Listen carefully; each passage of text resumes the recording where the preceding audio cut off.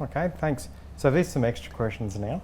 Um, so a question from Vicky: how can carers SA support carers to access grants for things like laptops, school uniforms, things like that to help them in their caring role?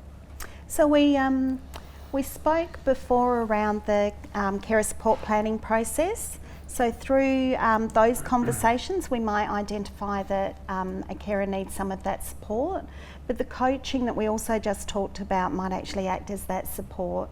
So there's different avenues depending on what's happening for the carer and the level of support that they might require, where that would be available for them. And there is an opportunity within that package set, or within the support setup, to actually assist the carer to purchase a practical item. So you talk about laptops or uniforms in particular, if you're talking about young carers or carers who are looking for something that's practical to go into the home or that they need for their caring role. That'll get identified, or we would say to carers, look, that's something you should be talking about during your conversation with during the Carer Star assessment. You should be having that conversation and raising it, because that's the sort of stuff that that we have got some flexibility and capacity to work with carers on accessing.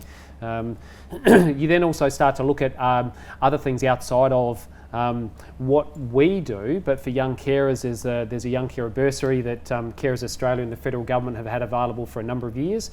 So that can look at what do students need and young carers need. So there's a couple of different options. So you would just say and reiterate that carers, during that process that Danny talked about, where you're having your conversation with your carer support planner, is to talk about everything that's happening in your life.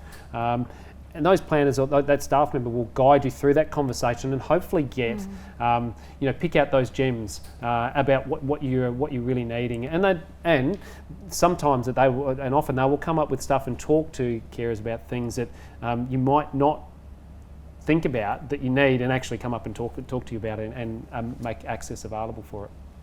Can I add to that as well? So the Carer Gateway is not designed to be absolutely everything for carers. So our role and our staff's role is to actually know and understand different grants that are out there, different organisations and what they're actually delivering, and making sure that we're connecting carers with those other organisations as well. So we've got the services that are delivered underneath the Carer Gateway, but there's lots of other services that government funds or other organisations have got funding for. So part of our role is to actually understand all of those other services and make sure that we're connecting with carers with what's available to them.